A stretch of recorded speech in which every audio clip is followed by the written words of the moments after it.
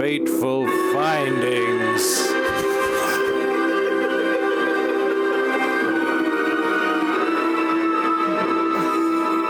Fateful findings. There once was a fat magical book. It had glitter on it. Remember that. It'll be important later. And a forest that held a secret power. Who among us could wield it? Good luck.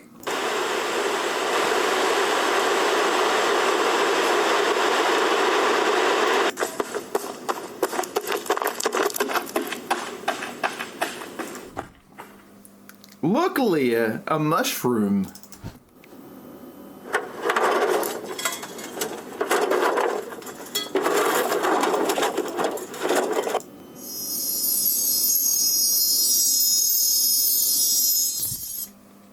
Look what I found, a treasure. Oh, Dylan, it's a magical day. No, it's a treasure.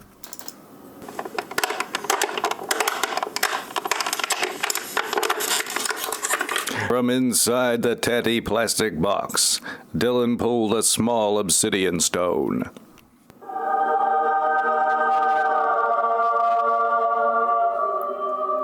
It must mean something.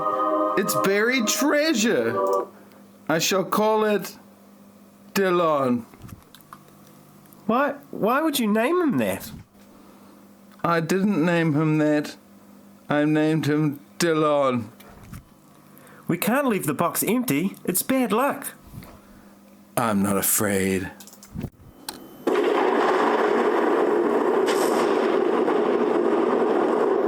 Leah, to appease any possible spirits or ghosts, made an offering of plastic beads. I'm going to make a bracelet out of this.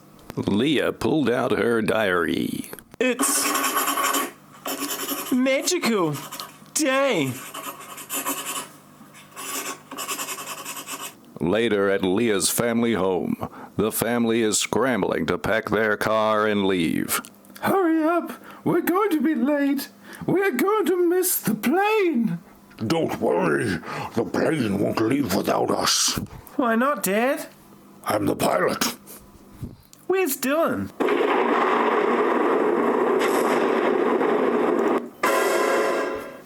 Where's Dylan?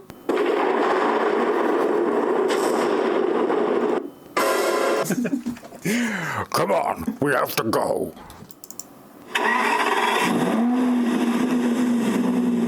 Leah. Oh God, no! We gotta get out of here! Quick!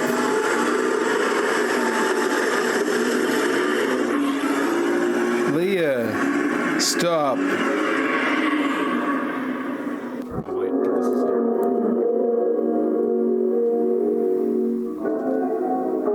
Leah and I had a fantastic summer here, but Leah's father got transferred and they had to move. I never heard from her or saw her again. Except for later in this very feature. Leah's father had them unlisted for some reason. The present day.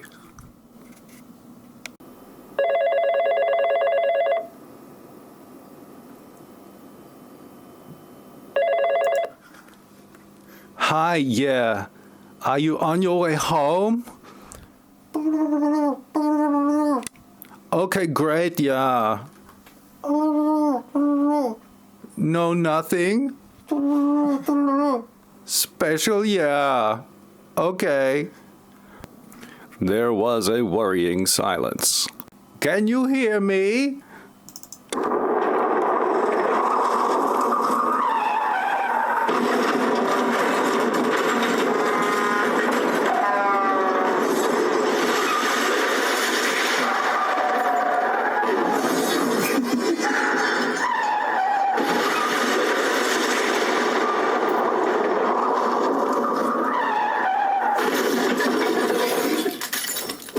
Gadzooks. Dylan has been struck by a Rolls Royce that must have been moving at up to, if not greater than, speeds of 7 kilometers per hour. Dylan, what's going on? Dylan, talk to me. What's going on? Dylan, talk to me. Are you there? Call 911. Oh my God, is he dead? I've seen some of his other performances. It's hard to tell. Well, if it was the rolls what hit him, I saw it. I'm a witness. Oh God, is he breathing? Is he okay? No, he's not breathing, but he is okay.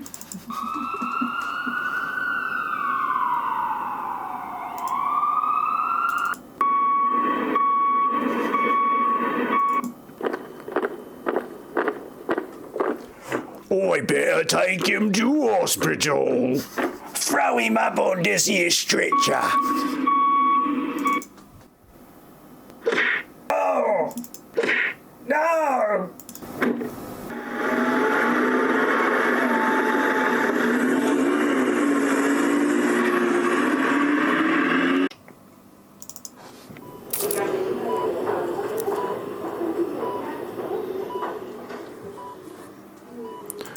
Gravely hurt, Dylan is taken to hospital. His friends Jim and Emily by his side. Dr. Rosen his carer. One of his many, one assumes. Hey.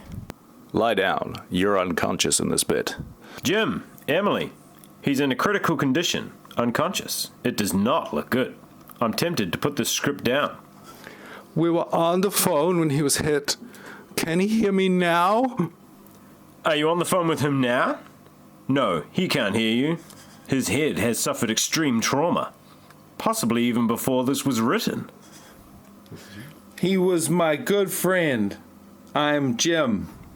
Jim, the rehab clinic is down the hallway. My director of neurology will be here in a minute to see him. Oh, hello? Alan. Dr. Allen. No relation. He's very weak. Semi-comatose. It's very serious. He isn't my patient, but let me know how he's doing and I'll check on him later. Goodbye. Don't stay too long. He needs rest and quiet.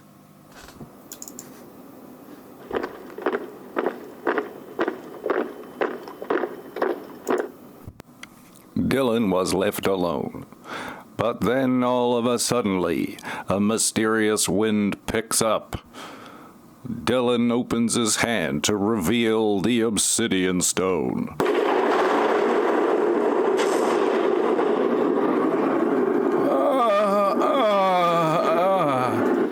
Pulling out all his tubes.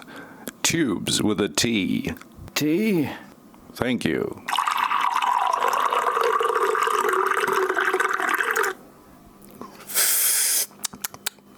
Back to it. Dylan heroically gets out of bed at a snail's pace. As he leaves, his gown drops open, revealing his cheeky bum, and the back of his nuts, and potentially the shadow of the tip of his penis.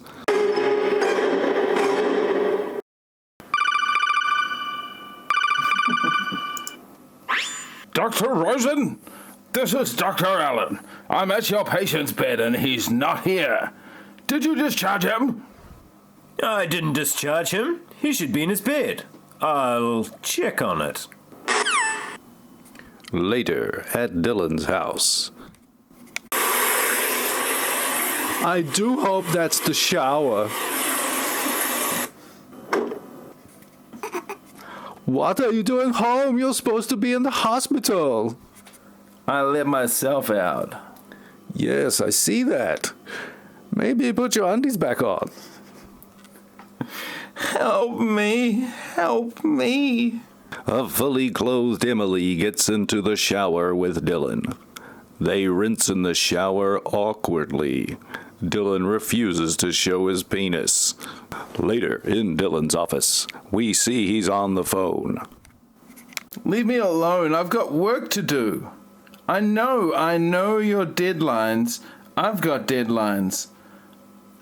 I'm not signing it. I said leave me alone. Do not call me anymore. I'll call you. I have a damn master's degree in computer science, and I turn out to be a writer of novels.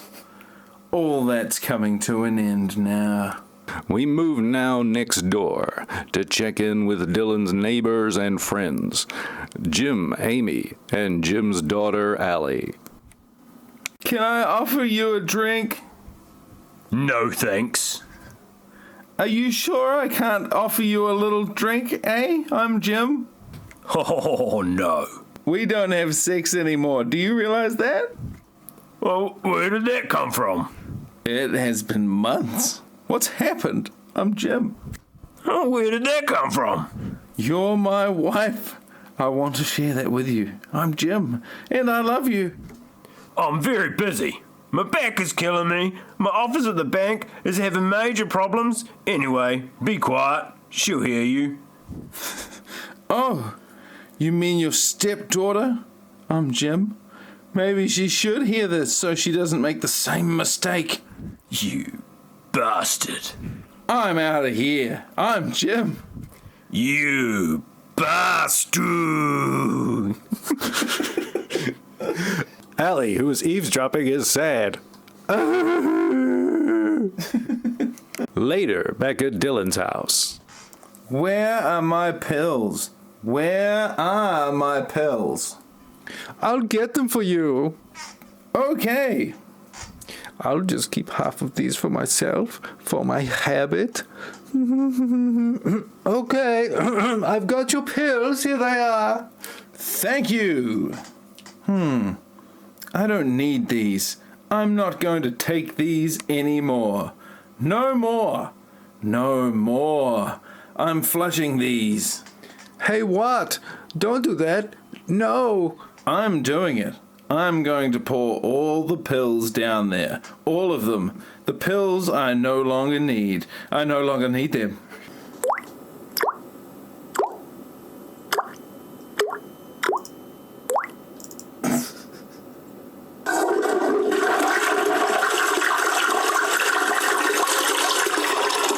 Later, in Dylan's office, we see him sleeping through a strange wind.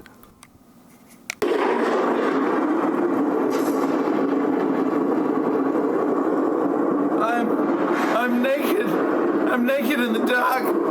I'm naked. I am nude. I'm wearing my pervert costume. Dylan suddenly found himself in his office. Emily had been watching him. Ah, Emily! Where were you just then? You were mumbling something. I feel like something's inside of me. We have Metamucil in the cupboard. If you curl into a ball, you can force out the farts. You'll feel better if you get rid of the farts. I'm nodding. The next day, Dylan went to see his elderly therapist, Dr. Lee, an old man with the aspect of Colonel Sanders.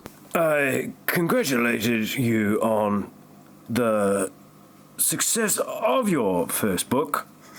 When we first met, I told you I could help you. You are not making progress on your second book. I offered you medication. That would help. I'm feeling less stable. Later in the day, back at the office, Dylan was dealing with some business on the phone. I'm still recovering from the accident. I need time. I understand. I'll call you when I'm ready. It will be soon. Thank you. Suddenly, Dylan starts passing out at the desk. Dylan trying hard, but he just can't do it. He's passing out, but he's holding coffee. Will he spill it?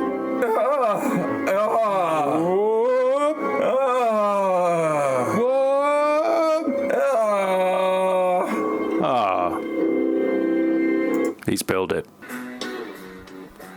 Back at Jim and Amy's house, Jim is working on his Ferrari in the garage. He has had a couple of beers.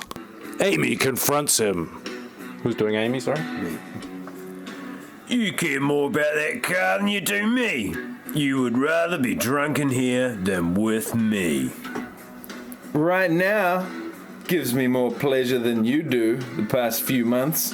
I'm Jim. Screw you. I wish you would. Amy throws a paper towel roll at Jim. Later that day at Dylan's house, Emily calls Amy on the phone. Amy, why don't you and Jim come over for dinner? He could use some company and would love to see you.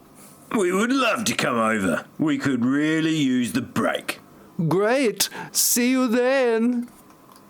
That evening, both houses sit down for dinner at Dylan's house. I'm so glad you could all come for dinner. We're glad to visit. I want you to try this new wine. It is wine. I would love to try your wine. Oh, that is wine. I still can't believe you are up and around so fast. That is amazing. When you were in the hospital, you were in really bad shape. Octagonal, or even dodecahedronal. Comatose. We and the doctors didn't think you were going to make it. I'm still sore, but feeling much better, thanks. And thanks for the vote of confidence. No, we took one look at your physique and knew it would be touch and go. As in, if anyone touched you, they'd immediately want to go. Dinner will be ready soon. I'm hungry. I can't wait for dinner. Dinner is like lunch, but later in the day. It seems like it never happened. No one proofreads anymore. I have had great family genes, but I'm still in pain.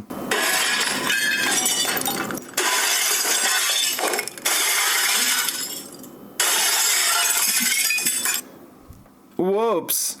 I spilled my pabo. Can I have some wine, please? Ellie, how is school? Almost done, but I have this really interesting project about elephants in Africa. I'm sure Dylan doesn't want to hear about that now. I want to hear about her project. Can I be excused? Allie leaves. I don't feel so well. The next day, Dylan continues his writing struggle. His next novel is overdue, and the pressure is mounting. But something else is on his mind, though, if you can believe it. I have so much to do, I'll never get done. I'm going to continue hacking into these government systems to see what I can find out about all this national and international corruption I know is going on. The next day, Dylan returned to see Dr. Lee. You had confidence. Now you're sliding backwards. What?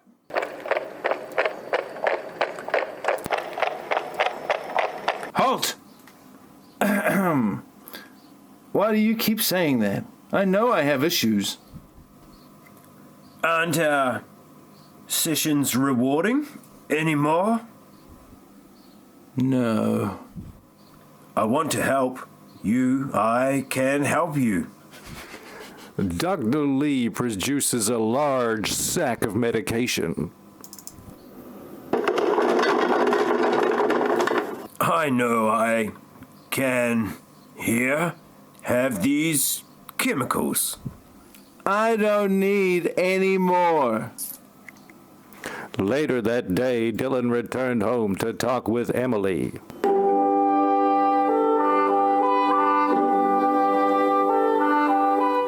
Dylan and Emily are sitting in the lounge, conversing robotically. We've gone through the good times and the bad times. Together. I've given it my all. I've gone out of my way to make you happy. You know I never intended it to turn out this way. I tried to get off the pills. I just can't do it. Your pill taking for pain relief has gotten out of control. I told you this was going to drive us apart. I want you to go into rehab. I need them. I realize that, but I'll be lost without them. I'm sorry for that. But it's my choice. But it's the wrong choice. No. No rehab. Later that day, Dylan finally went to get some work done. I've got to get this work done. My job sucks. I don't like the people I work with. I've got to get this work done. It's going to shock the world. I hacked into just about all the information I need. They have no idea. It's going to change the world as we know it. It's going to change everything. They have no idea. The bank is failing. Pills help. I need something stronger. I need a stronger medication. It's a crutch. Get off the pills. Straighten your life out. Maybe it's because of you. What? I've been so supportive of you. So supportive. A welcome silence settles over this quote-unquote exchange. You heard what I said. I hate seeing you this way. You're not the same girl. I want that girl back. She's not coming back. Don't turn away. Let's talk. I'm done talking. Really? They embrace like strangers, being forced to pretend to be lovers. So natural, such chemistry. Dylan smiles like a velociraptor, his beady eyes glinting in the shadows of his brow. Oh yeah. Oh yeah. Emily and Dylan try to tear each other's clothes off, but find that the craftsmanship is too good. Be careful there. Oh yeah. They try hard to maintain their smiles as they wrench each other about, attempting to rip the other's shirt. We're all waiting for the accidental headbutt that is almost inevitable. Unfortunately, it never happens. Oh God. Yeah. Oh, that's it. Oh yeah. Oh, eventually, they cuddle and kiss each other with the passion of someone kissing their grandmother's cheek. They make grindy, topless love in the office. Oh yeah. Suspicious of Dr. Lee, Dylan goes to see a new psychiatrist, an old lady called Dr. Andra. They quickly got into the heart of the matter, the meat of it, the creamy center. Even during the writing of your first book, you were doing so well. You had a peaceful sense about yourself. You were given a power. It's in the wind. Be careful. They will harm you. You know about it? How do you know? They want what you have. My acting, writing, and production talents?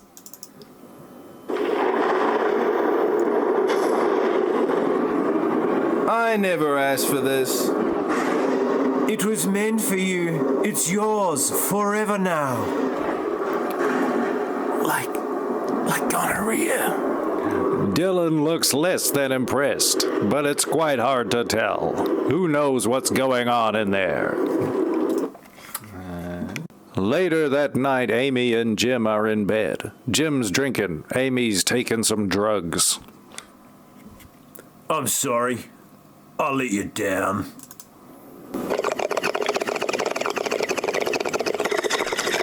You didn't let me down. Let's try and start over. We both got problems. I mean, look at me. I'm Jim. I think I'm beyond that now. I'm going. I might get some fresh air. Fine, you go. I'm Jim. I'm not running away. That night at Dylan's house, Dylan is working late. It's late. Come to bed. You need your sleep. I'd love to, but I can't. I have too much to do. I'm sorry, I would love to, but I need you to go away now. I have too much to do. I'm sorry. I'd love to, but I can't. I have too much to do. I'm sorry, I would love to, but I need you to go away now. I have too much to do. I'm sorry. Fine. The next day, Dylan and Emily sit down for a talk about their relationship. I'm so sorry for pushing you away. Are you having an affair? What? He's been cooped up in the house with you for the last 2 months. That's it, isn't it? You are, aren't you? No, I'm not having an affair. Don't be ridiculous. I'm with you. I'm just frustrated with writing. I haven't told you the truth. I knew it. There is another girl. No, that is not true. I have not been writing another novel. I've been hacking into government and corporate international secrets all over the world, and I'm going to expose them all. And no one knows I'm doing it but you. No one knows. What? Are you crazy? That's dangerous. Don't tell anyone. Don't tell anyone. I'm all naked. I sleep by the black plastic bags. I'm all nude and whatnot. The next morning, Emily has an idea. Let's invite Jim and the family for a nice, quiet, peaceful barbecue at the pool. Sounds great. Awesome. Call Amy.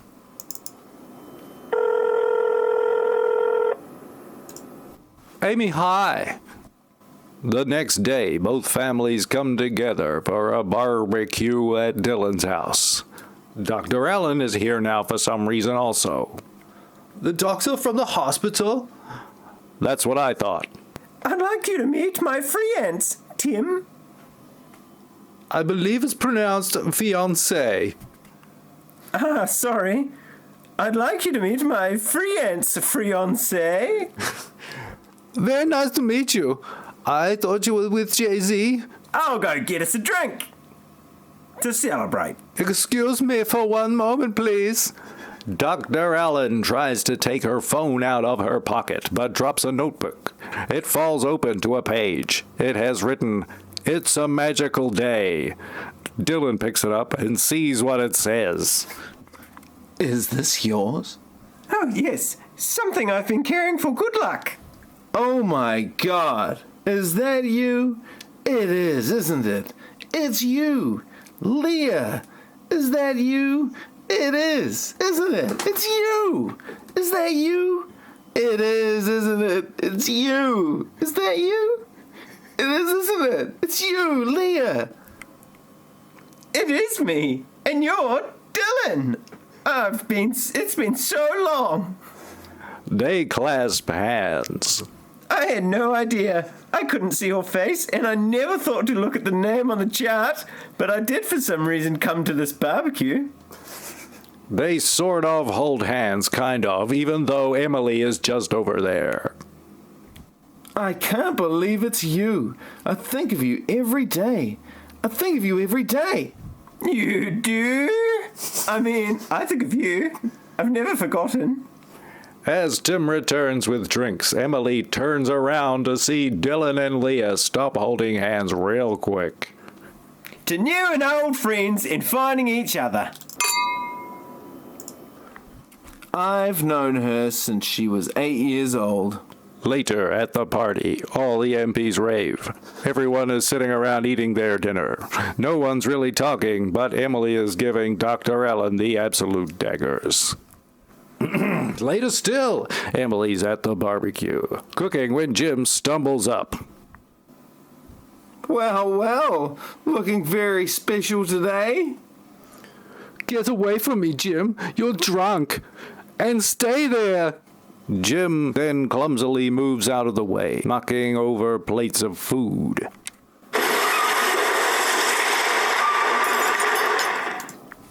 Even later, everyone gathers to see Leah and Tim off. It was so nice to meet you all. We're going to have to go. Cheers! Cheers! Dylan leans over and whispers to Leah. Very nice. They clasp hands briefly, and then she leaves with Tim. Dylan seems completely unemotional about it all. The next day at Dylan's, Dylan is in his studio while Allie is preparing to swim in their pool. Dylan looks out the window and sees that she's standing ankle deep in the pool. She takes her top off, and he continues to look at her out the window. Then she turns because she knows he's there. She tempts him. Dylan! Get out of there! Dylan goes back to writing when a little while later he hears the shower running. Hey, Emily, you're home early. Dylan walks into the bathroom and, oh no, it's Allie from next door, and he saw her butt and boobs and stuff. Tee-hee-hee. The shower, like us, is turned off, and they face each other for a little chat. This should be good. Please stop. You can't do this. Please don't do it anymore. Allie looks directly into the camera for some time and says nothing. Are you going to stop? There was a long pause. You can't do this anymore. Allie left just as Emily came home. She approaches Dylan. Was that Allie? What is she doing in here? You should know you're the one who invited her over here. Oh, you can come over and use our swimming pool anytime you want, remember? I just found her swimming topless in our pool. Then I find her taking a bubble bath in our tub. I told her never to come over again unless she calls first. I'll call her Mom. Good! I apologise, Emily. I'll tell her to never do it again. Never. Allie is crying on the bed. The next day, Jim and Amy are having another of their famously witty conversations. Oh God, here we go. What? Another hard day at the office? Damn it. Yes, as a matter of fact, I'm trying to relax. Leave me alone. I am Jim. Have you seen Allie? Let me tell you about Allie. Allie's been sneaking over to Dylan and Emily's house and jumping in their swimming pool. So? It's your turn to watch her. Amy gently pushes Jim's knee with her foot. Jim leans forward slightly. Stay away from me! They both throw their drinks on each other as their row continues. Later that night, Jim is working on his car again when suddenly Amy appears holding a Magnum. What are you doing with that gun? I'm gonna shoot this damn car full of holes. I'm Jim. No! Jim? Amy? Allie runs in. You killed him. Dad! Dad! Dad! No, don't go in there. Don't look. You didn't see anything. You know how he was. Go call 911. Allie leaves to go call 911, while Amy places the bullet casing and weapon next to Jim, leaving fingerprints all over them. This will not come up again. Jim finally begins to bleed out of his neck. Post-mortem. Dylan busts in. Dylan, he killed himself. He killed himself. Call 911. Dylan rushes over to Jim and cradles his bodice. Jim! Jim! Call 911! Jim! Jim! How could you have done this? Jim! Why? I can't believe you committed suicide! I cannot believe you committed suicide! How could you have done this? How could you have committed suicide? I can't help you out of this one, Jim. After all we've been through, I can't pull you out of this one. Goodbye, my friend. Goodbye. Nobody takes anyone's pulse. The next day, everyone is still trying to make sense of what happened. Amy and Emily are talking on the phone.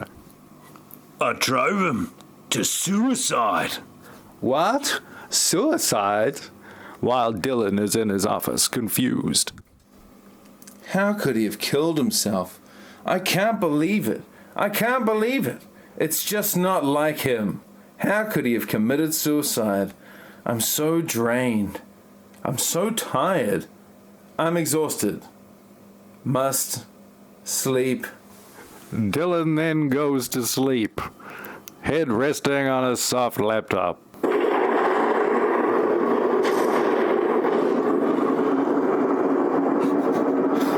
I'm in the Big Billy Buff. I am Danglables. I'm Frisco. I am shaven.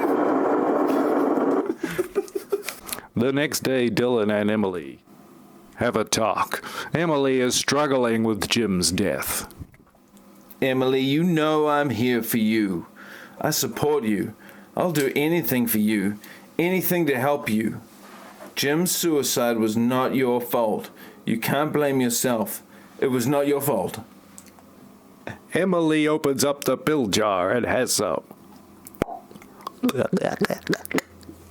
I overreacted. I pushed him at the barbecue over the edge. He was not a bad person. It's all my fault, coupled with the problems we have between us at home.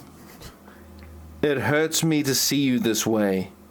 It's not what I wanted. You are better off without me. No, don't say that. Don't say that. Please, don't say that. I'm not better off without you. I'm here for you. I'm here to support you. Later that day, Dylan gets an important phone call. Hello? I'm working. I'm very busy. What deadline? No, I'm not. You know what? I'm not. After giving it some thought, I am not going to sign the book deal with you. No. I'm not signing the contract.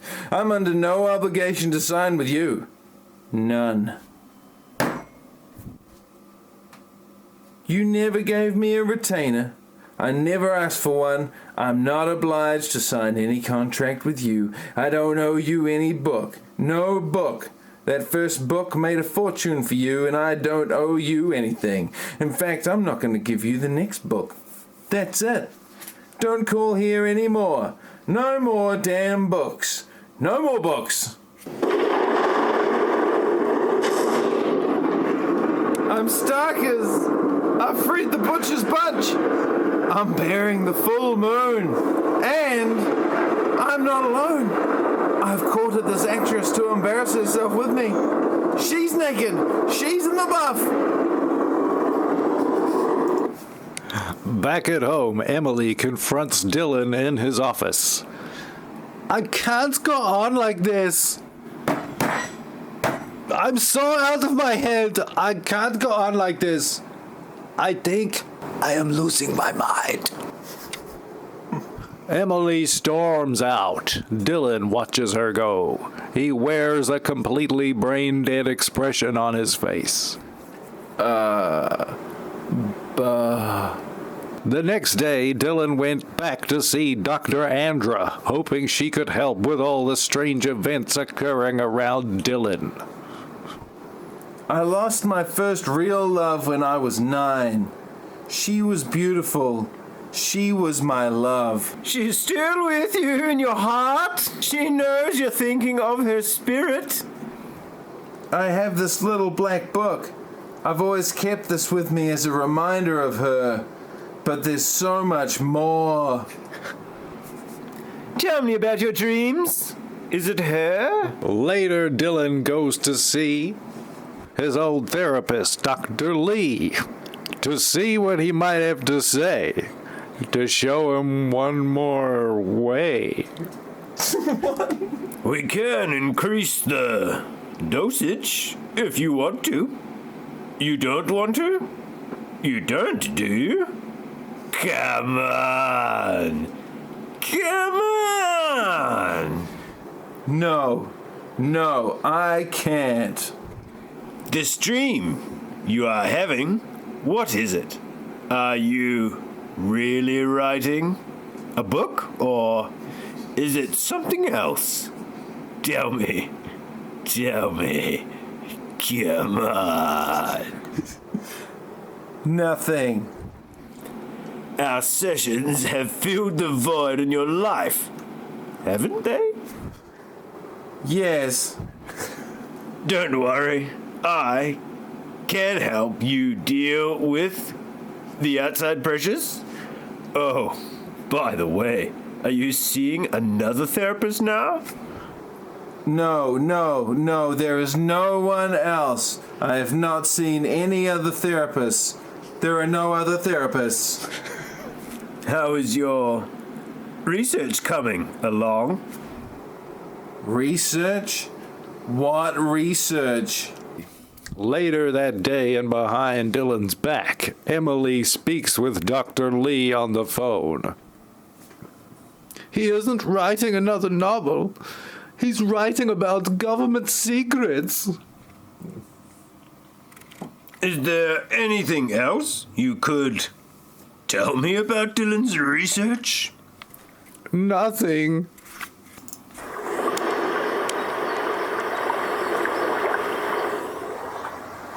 Dylan is walking at the lake when suddenly he sees Leah coming towards him. They look at each other and smile. It's great to see you. Oh, you too? They hug and proceed walking along the lakeside. I broke up with Tim. The engagement is off. I'm sorry to hear that. No, it's better this way. Besides, there was always someone else anyway. Ever since I was a kid. I love you. I knew I loved you when I was 8 years old. I fell in love with you that day when we were walking in the forest and finding the black cube. The scene from the start of the film. And I love you. It was magic. It's a magical day, was the quote, Dylan. Yeah. It was a true childhood love story. You're everything I wanted. Who wouldn't dream of a middle-aged noodle man? Okay. With dinosaur features and all the charisma of a speeding ticket. That'll do. Who smells overwhelmingly of cabbage. Okay, I get it. Jeez. Reunited, Leah and Dylan return to the forest where they originally found the black cube. At the same time at home, Emily is now cracking open a bottle of pills. In the forest, Leah and Dylan are kneeling together, holding hands by the mushroom. At home, Emily takes some pills with wine, but in the forest... It's a magical day. It's a magical time. A place where dreams come true. They pack everything back into the treasure box and cover it up with old pine needles. At home, Emily is spilling her wine as she passes out on the bed. The pill bottle is empty. In the forest, Dylan and Leah are awkwardly petting each other. At home, I'm sorry, Dylan. she passes out again, falling down, but in the wrong direction relative to gravity, meaning she falls upwards to the ceiling. Meanwhile... in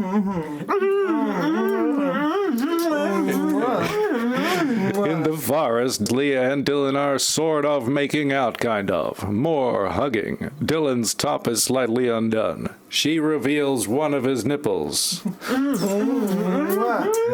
Oh. Thank you. Thank you for doing that. Thanks. This one kiss a minute stroke-a-thon goes on for some time. They finally take off their shirts and touch chests. Okay. Later that day, Dylan returned home to find Emily cold on the couch. Emily, wake up. He slaps her a little bit. Wake up.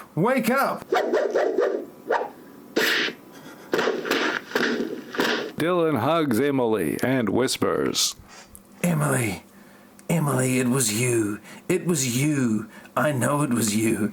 I know it was you.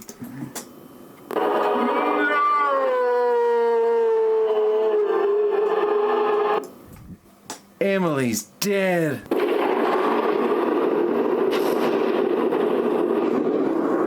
We're both naked.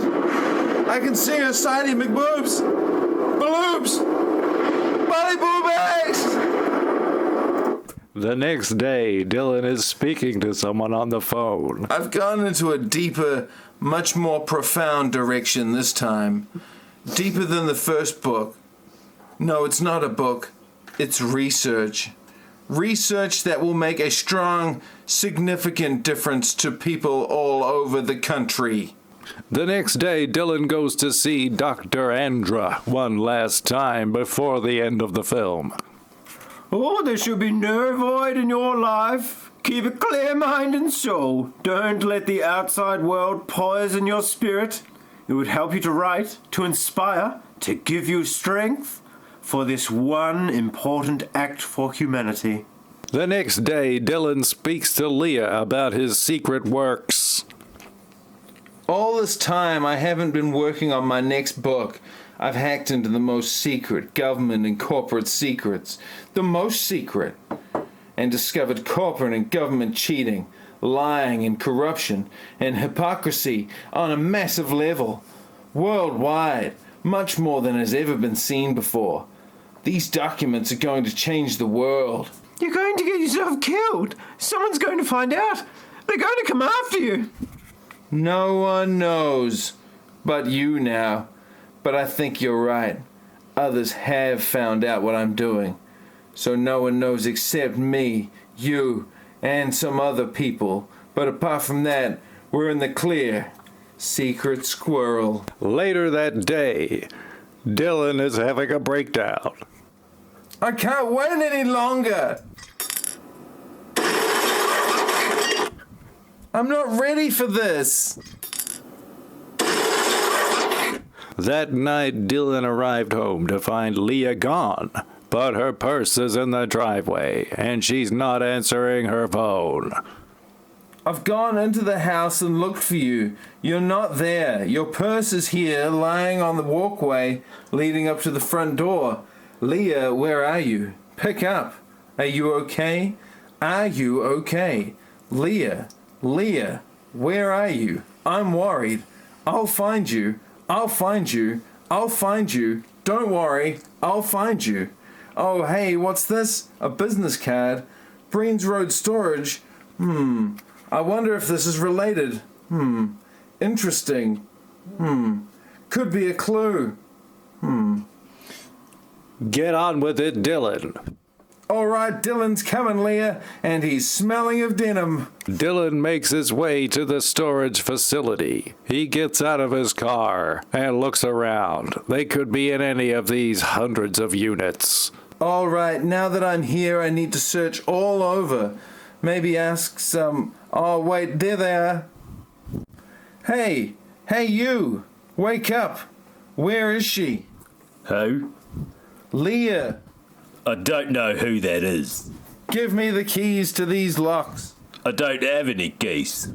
Give me the key for the lock. I don't have any key. Give me the key. I don't have... What's up? Let's see. No keys. Leah. Well, I guess I'll phase through the door. You know, like I've always been able to do. Suddenly, Dylan phases through the door, negating the need for keys.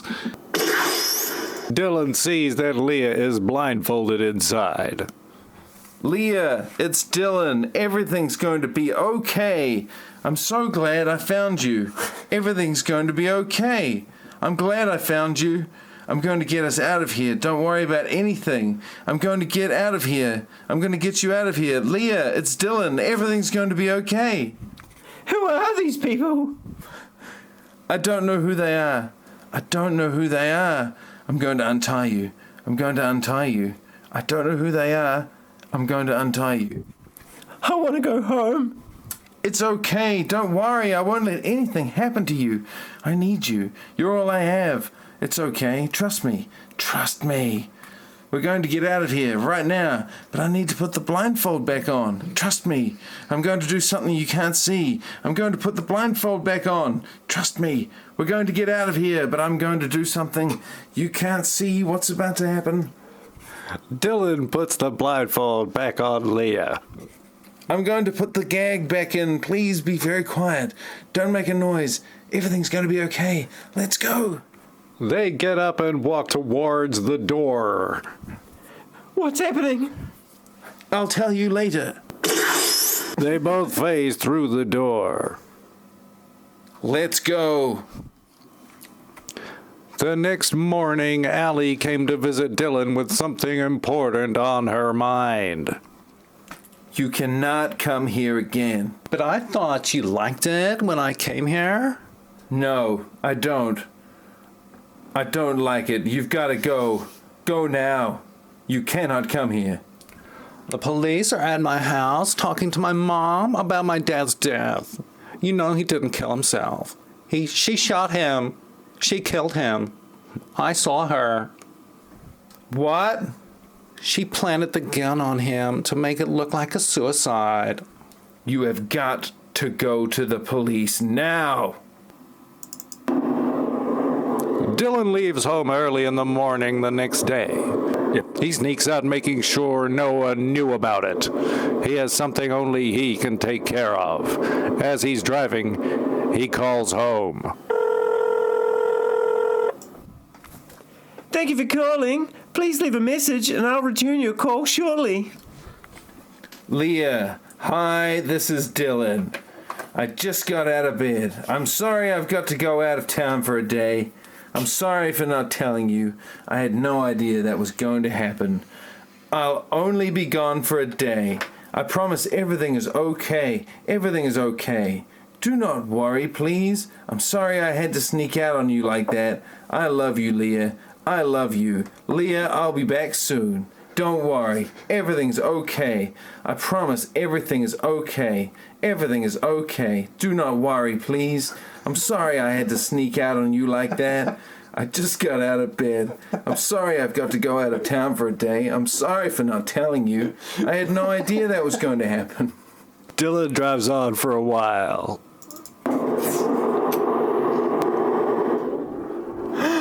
I see the book!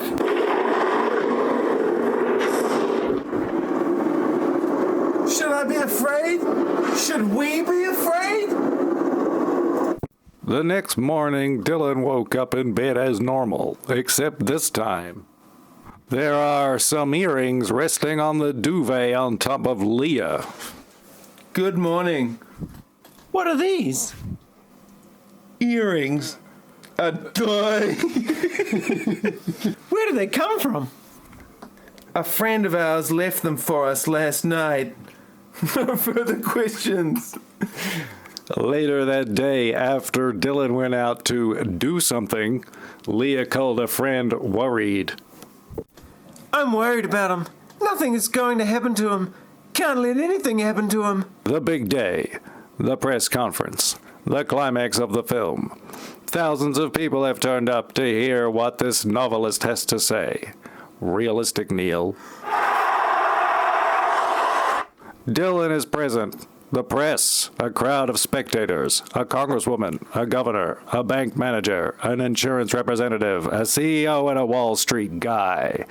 Dylan is at the podium on stage in front of state capitol buildings. He addresses the crowd. Thank you for signing up for my seminar. I want to be honest with all of you. I've been hacking into government and corporate systems all over the country.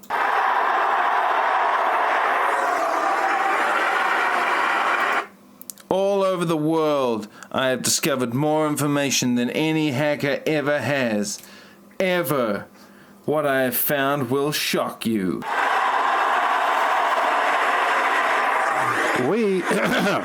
We see that there's a group of state and business representatives standing nearby Dylan. Here are the files and supporting documents.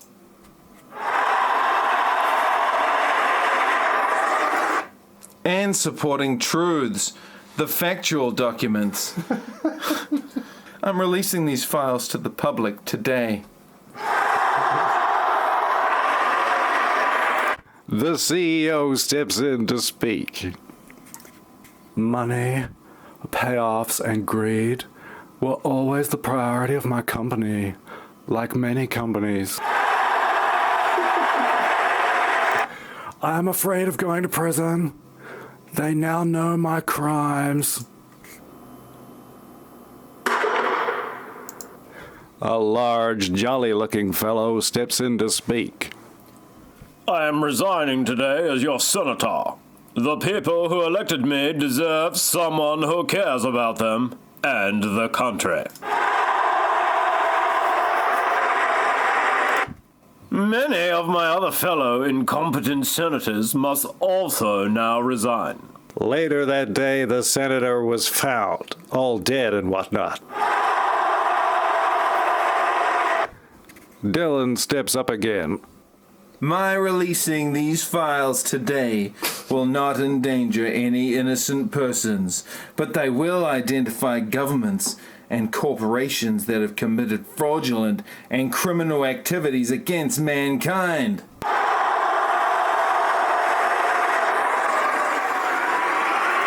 These people must be punished and eliminated immediately. The bank manager steps up to speak. I resign today as president of the bank. We were all under pressure to operate in a deceiving way and cheat the customer. Goodbye. For the lying, the greed, their injustice. The congresswoman steps in to speak. The insurance representative is at her side. Today I am submitting my resignation as a congresswoman. I and other insurance companies are about to be indicted for crimes we've committed. The people deserve much better. Our crimes are about to be exposed. Lying, cheating of our customers, fraud.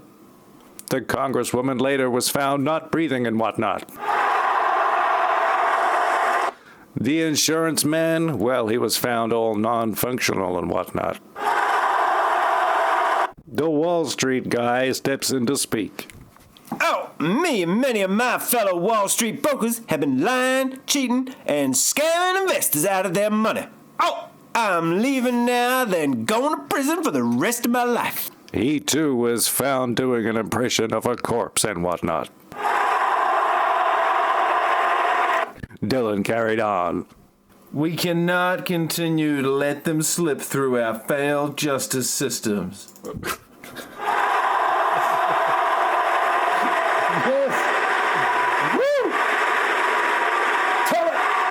These files will prove to all of you, the political and corporate dishonesty that exists.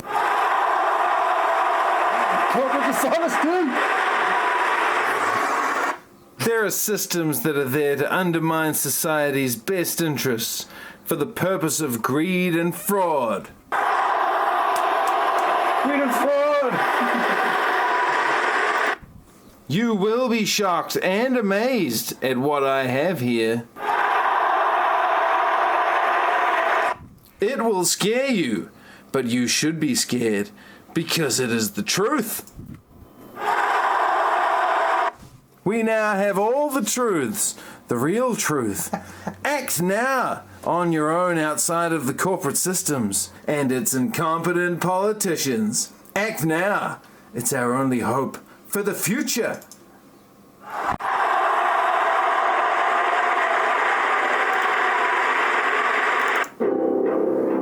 And they lived happily ever after.